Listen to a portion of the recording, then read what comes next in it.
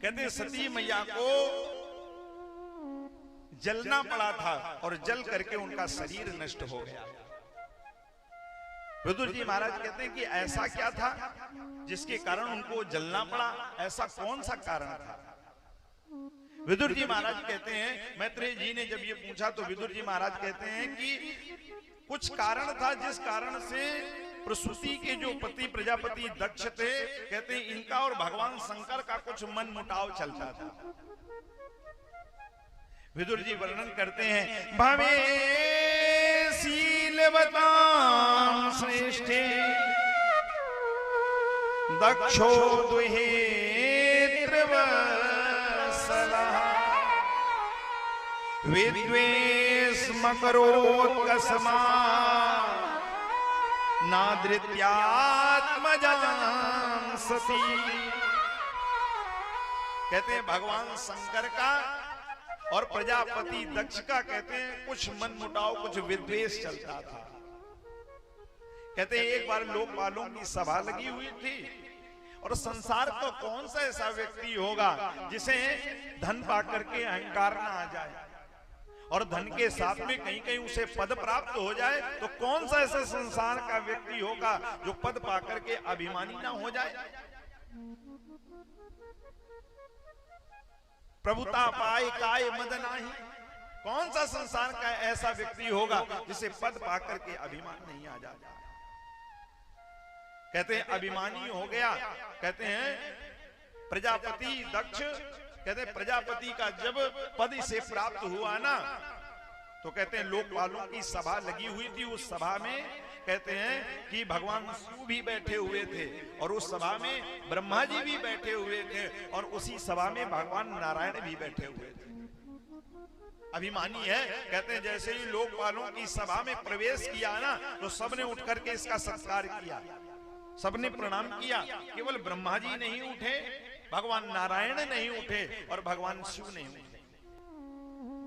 इसने आकर के देखा, अच्छा अभिमानी लोगों का एक स्वभाव होता है। कितने लोगों ने आकर के उसका सम्मान किया, ये उसके लिए मायने नहीं रखता है। बोले उसके लिए मायने रखता है किसने आकर के हमारे पैर नहीं छुए, ये उसके लिए मायने रखता है। तो देखता इन तीनों लोगों ने मेरा अभिवादन नहीं किया तो बस क्रोधित हो गया। ठीक है, ब्रह्मा जी ने नहीं किया, कोई बात नहीं, ये हमारे पिता हैं। भगवान नारायण ने नहीं किया, ये परम पिता हैं, लेकिन इस शिव को तो करना चाहिए, क्यों? ये तो हमारा जामात्री है। हाँ, अरे देखा जाए तो मैं इसका धर्म पिता हूं, इसने मेरा सम्मान नहीं किया। कहते हैं कि उसी समय, कहते हैं कि उसी सभा में भगवान शिव को अपमानित करने लगा, बहुत उल्टा सीधा बोलने लगा। अयम तू लोकपालाना यशोग्नो निरपत्रपा। उसी लोकपालों की सभा में भगवान शिव को अपमानित करने लगा। अरे ये जंगलों में रहने वाला, पर्वतों पर रहने वाला, ये मरकट लोचन, ये क्या जाने क्या होता है सम्मान, शिष्टाचार, सदाचार। अरे इसको क्या पता। कहते हैं कि उसी सभा में होकर के भगवान शिव को उल्टा सीधे बोलने लगा। कहते हैं कि वहीं पर नंदी जी बैठे हुए थे। कहते हैं नंदी जी को ये अच्छा नहीं लगा, नंदी जी ने इसका विरोध किया। कहता है गृहीत्वा मृगसा वक्षा पाणिम मरकट लोचना। अरे ये बंदर जैसी आंखों वाला, अरे मेरी तो मति मारी गई थी कि मैंने अपनी मृगलोचनी कन्या का विवाह से किया। अरे मेरी तो मति मारी गई थी। अरे ये इतना अश्रद्धालु है, इसको शिष्टाचार करना नहीं आता है। अरे भूत प्रेतों के साथ में रहता है ना, वैसी इसकी बुद्धि हो गई। कहते हैं उसी सभा में भगवान शिव को अपमानित करने लगा। ऐसे ऐसे नंदी बाबा ने कहा सावधान प्रजापति दक्ष, यदि एक शब्द भी यदि आपने हमारे भोले बाबा को कहा तो ये तुम्हारे लिए ठीक नहीं होगा। साफ देता हूं ये तुम्हारा मुख ही नहीं रहेगा। नंदी बाबा ने जैसे ही साफ दिया तो अब ये भी क्रोधित हो गया। इसने भी तुरंत कह दिया प्रेतावासे सुघोरेषु प्रेतई भूत गणैर्वृता। अरे ये जितने यहाँ पर ये शिव के अनुयायी यहाँ बैठे हैं ना, ये सब जाकर के अमंगल वेशधारी हो जाएंगे, चिताभस्म को धारण करेंगे, मुंडमालाओं को धारण करेंगे, ये सब अमंगल वेशधारी हो जाएंगे। कहते हैं प्रजापति दक्ष ने भी श्राप दे दिया। कहते हैं देखते ही देखते लोकपालों की जो सभा थी ना, वो साफ सभा में परिवर्तित किया अपने गणों को, और कहते हैं भगवान शिव वहां से उठ करके चले आए। भगवान शिव वहां से चले आए और इधर पता है इसने उस सभा में ये घोषणा और कह दी। कहता है सहभागान लभता देवैर्दैव गणा। आज से इसकी देवताओं में, अधम देवताओं में इसकी गिनती होगी। कोई भी इसे यज्ञ में भाग नहीं दिया जाएगा। कहते हैं इस प्रकार से घोषणा कर दी। कहते हैं कि अब जब ये पता चला कि भगवान शिव का यज्ञ में कोई भी भाग नहीं दिया जाएगा, कहते हैं उसी समय सबने यज्ञ करना बंद कर दिया। अरे कौन ऐसा संसार का व्यक्ति होगा जो भगवान शिव को यज्ञ में भाग ना दिया जाए और उस यज्ञ को करेगा? कोई होगा संसार में ऐसा व्यक्ति? गोस्वामी जी कहते हैं भगवान शिव को यदि कोई भी पूजन हो, कोई भी यज्ञ हो, यदि भगवान शिव का ध्यान न किया जाए ना, तो कहते हैं उस पूजन पाठ जब तक का फल नहीं प्राप्त होता है। इच्छित फल बिन शिव अवराधु लहै न कोटि जोग जप साधु। ऐसा संसार में कोई जब तक नहीं जिसमें भगवान शिव का आराधन न हो और उस जप की पूर्णता हो जाए, असंभव। कहते हैं सबने यज्ञ करना ही बंद कर दिया, कोई यज्ञ नहीं करता। अब प्रजापति दक्ष ने सोचा जब कोई यज्ञ करता ही नहीं तो क्या करें? बोले हम यज्ञ करेंगे। कहते हैं इसने बृहस्पति शव नाम की यज्ञ को किया, इसका नाम ही था बृहस्पति शव नाम। और कहते हैं उस यज्ञ को किया, उसमें भगवान शिव का कोई स्थान इसने नहीं दिया, ना ही भगवान शिव का कोई उनकी वेदी बनवाई। यहां तक कि प्रधान पीठ और नवग्रह के बीच में भगवान शिव का एक रुद्र कलश रखा जाता है, आपके यहां भी रखा गया। कहते हैं उस रुद्र कलश का भी स्थान नहीं दिया। कहते हैं 3 परिधि होती है तो तीसरी परिधि को भी इसने मिटवा दिया। कहते हैं इस प्रकार से यज्ञ किया, और यज्ञ कहां किया? कनखल हरिद्वार में। और इतना भगवान शिव से द्रोह मानने लगा कि इसने निमंत्रण पत्र भी छपवाया ना, तो भगवान शिव का नाम नहीं लिखवाया और मैया सती का। ऐसा विद्रोह।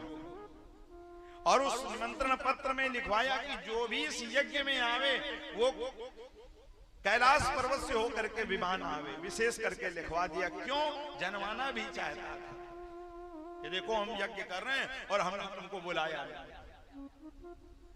कहते हैं कि जिस समय विमान कैलाश पर्वत से ऊपर से जा रहे थे तो मैया सती ने सोचा ये सब विमान कहां जा रहे हैं। मैया ने एक विमान को बुलाया, इशारा किया, विमान नीचे उतर के आया। बोले आप लोग कहां जा रहे हैं? अरे आपको नहीं पता, आपके पिताजी यज्ञ कर रहे हैं और उस यज्ञ में हम सब जा रहे हैं। लेकिन मैया सती ने सुन करके बड़ा आश्चर्य हुआ। मैया सती कहते हैं मेरे पिताजी यज्ञ कर रहे हैं और हमको ही सूचना नहीं है। लेकिन अब उनसे तो कह नहीं सकती थी। मैया सती ने कहा कि तो ये तो रास्ता है नहीं जिस रास्ते से आप जा रहे हैं। बोले हाँ हाँ, आपने ध्यान नहीं दिया, निमंत्रण पत्र में लिखा हुआ था कि जो भी विमान आवे वो कैलाश पर्वत से होकर के आवे। मैया को कुछ पता नहीं था। मैया आई और हाथ जोड़ करके कहती हैं, प्रभु प्रजापतिस्ते सुसुरस्य सांप्रतम निर्यापितो यज्ञ महोत्सवा के। हाथ जोड़ करके कहती प्रजापतिस्ते सुसुरस्य सांप्रतम। अरे आपके ससुर जी के यहाँ पर यज्ञ हो रही है, नहीं कहा हमारे पिताजी के यहाँ पर यज्ञ हो रही है। सुसुरस्य सांप्रतम, आपके ससुर जी यज्ञ कर रहे हैं, हमने सुना है। भगवान शिव कहते हैं हो सकता है भाई, हमारे पास तो कोई सूचना है नहीं। नहीं नहीं, आपके पास सूचना नहीं है तो क्या हो गया? अरे वो हमारे पिताजी हैं। थोड़ा आप लोग ध्यान से इधर देखो, आप लोग इधर उधर देख रही हो। असल में थोड़ा सा गड़बड़ हो गया दूध से, रसोई करवा दी यहाँ, जैसे सब्जी छौंकी जाती है और सब्जी की खुशबू लगी आप लोगों के, तुरंत धान भंग हो जाता है। तो आप लोग चिंता ना करो, सब व्यवस्था है बाद में।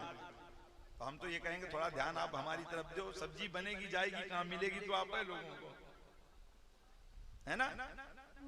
गोविंद भगवान की मैया सती कहती हैं कि अरे आपके ससुर जी यज्ञ कर रहे हैं और आप उस यज्ञ में नहीं जाएंगे। बोले हमारे पास कोई सूचना तो है नहीं, और आपके पास यदि कोई सूचना आई हो तो आप हमको बताइए। बोले सूचना नहीं आई है, लेकिन हो सकता है अरे पिताजी के यहाँ पर आयोजन हो रहा है यज्ञ का, पिता के घर में कोई आयोजन हो, कोई गुरु के घर में आयोजन हो, कोई मित्र के घर में आयोजन हो, तो वहां निमंत्रण की प्रतीक्षा नहीं करनी चाहिए। मैया कहते हैं वहां तो बस उपस्थित हो जाइए। तो भगवान शंकर कहते हैं देवी आप बिल्कुल ठीक कहती हो, आपका कहना बिल्कुल ठीक है कि यहाँ पर इन स्थानों पर बिना बुलाए जाया जा सकता है, किंतु जहां पर कोई विरोध मानता हो ऐसे स्थान पर नहीं जाना चाहिए। अनाहुताप्यभियन्ति सौहदम् भर्तुर्गुरोर्देह कृतस्य केतनम्।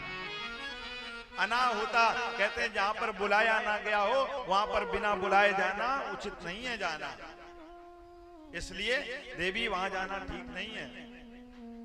और देखो मैंने तुम्हें बताया नहीं, आज कितने वर्षों बाद कहते हैं भगवान शंकर मैया सती से कहते हैं, भगवान शंकर कहते हैं कि देवी मैंने तुम्हें बताया नहीं, एक बार लोकपालों की सभा लगी हुई थी और कहते हैं उन लोकपालों की सभा में कहते हैं तुम्हारे पिताजी आए और मैं खड़ा नहीं हुआ उठ करके ना, तो वो नाराज हो गए और उन्होंने उस सभा में मुझे अपमानित करना प्रारंभ कर दिया।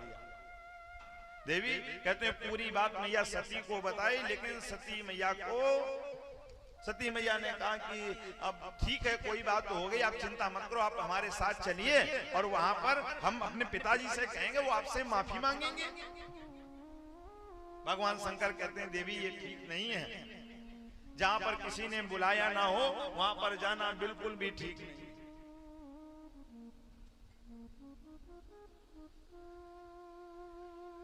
भगवान शंकर ने जब इस प्रकार से मैया सती से कहा तो मैया सती लेकिन कहने लगी नहीं अब ऐसा नहीं होता है, अब ये तो घर गृहस्थी है, रिश्तेदारी है, थोड़ा बहुत तो चला ही करता है। हाँ। मैया सती कहती हैं गृह कारज नाना जंजाला ते अति दुर्गम शैल विशाला। अरे ये तो घर गृहस्थी में रिश्तेदारी में चलता ही रहता है, कोई बात नहीं, आप हमारे साथ चलिए। भगवान शंकर कहते हैं देवी यदि तुमको जाना है तो तुम जा सकते हो, लेकिन आप यदि ये सोचे कि मैं जाऊंगा तो मैं कतई नहीं जाऊंगा और मेरा जाना वहां ठीक नहीं होगा। और मैं आपको भी समझा रहा हूं जहां पर कोई विरोध मानता हो इन स्थानों पर बिना बुलाए जा सकते हैं, लेकिन जहां कोई विरोध मानता हो वहां पर नहीं जाना चाहिए। तदपि विरोध मान जह कोई तहां जाए कल्याण न होई। जहां पर देवी कोई विरोध मानता है तो ऐसे स्थानों पर भी जाना ठीक नहीं है। अब बाकी तुम्हारी इच्छा।